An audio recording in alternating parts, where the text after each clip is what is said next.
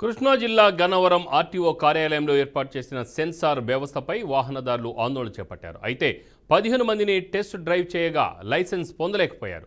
దీనికి కారణం సెన్సార్ వ్యవస్థ ఏర్పాటు చేయడమేనని వారు ఆరోపించారు. సెన్సార్ వ్యవస్థను ప్రైవేట్ వ్యక్తులకు అప్పజెప్పడమేంటని మండిపడ్డారు. చుట్టుపక్కల ఎక్కడా లేని ఈ సెన్సార్ వ్యవస్థ గన్నవరంలోనే ఏర్పాటు చేయడంపై అధికారులు ఆంతర్యం ఏంటని వాహనదారులు ప్రశ్నించారు. రెగ్యులర్ లైసెన్స్ చేసుకోవడం కోసం ఇక్కడికి వచ్చామండి.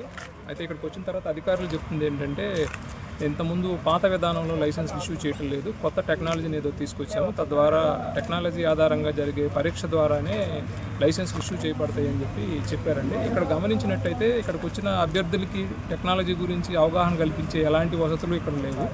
మాతో పాటు ఈరోజు దగ్గరగా 30 మంది ఇక్కడికి రావడం జరిగింది. వాళ్ళు ప్రవేశపెట్టిన టెక్నాలజీ మీద ఎవరైతే టెక్నాలజీ ప్రవేశపెట్టారో వాళ్ళకు కూడా పూర్తి స్థాయి అవగాహన లేదు. ఆ కంపెనీ తరఫున పనిచేస్తున్న ఉద్యోగులు కానీ లేదంటే ఇక్కడ ఉన్న అధికారులకు కానీ ఈ టెక్నాలజీ గురించి పూర్తి సమాచారం లేదు.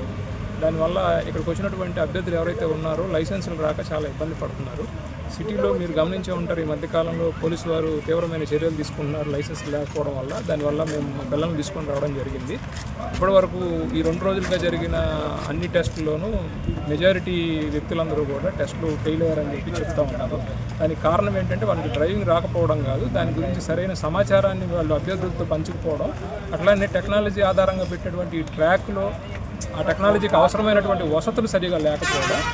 ప్రభుత్వం తీసుకున్న చర్యలు అధికారులకు కానీ ఇటు అభ్యర్థులకు కానీ ఎవరికి కూడా ఉపయోగపడట్లేదు. దయచేసి అధికారులు దీన్ని గమనించి ఇక్కడ ఉన్నటువంటి వ్యక్తుల్ని, కంపెనీ తాలూకా మనుషుల్ని, వాళ్ళ అధికారుల్ని కూడా ముందు ప్రాపర్ ట్రైనింగ్ చేసి ఆ తర్వాత అభ్యర్థుల్ని దానికి అనుగుణంగా పరీక్షలు నిర్వహించాలని చెప్పి నేను కోరుకుంటూ, వాళ్ళు ఏం చెప్తున్నారంటే, ఇన్స్పెక్టర్ గారు ఏం చెప్తున్నారంటే ఎవరో కంపెనీ వాళ్ళు వస్తున్నారని వాళ్ళు నిర్వహిస్తున్నారని చెప్తున్నారు. పూర్తిగా ఇక్కడ జరిగే టెస్టులన్నీ కూడా ఇప్పుడు ప్రైవేట్ కంపెనీ వాళ్ళ ఆధారంలో అండర్లో జరుగుతూ ఉన్నాయి. రోజు ఇప్పటి వరకు ఒక 15 మందికి టెస్ట్ చేయడం జరిగింది.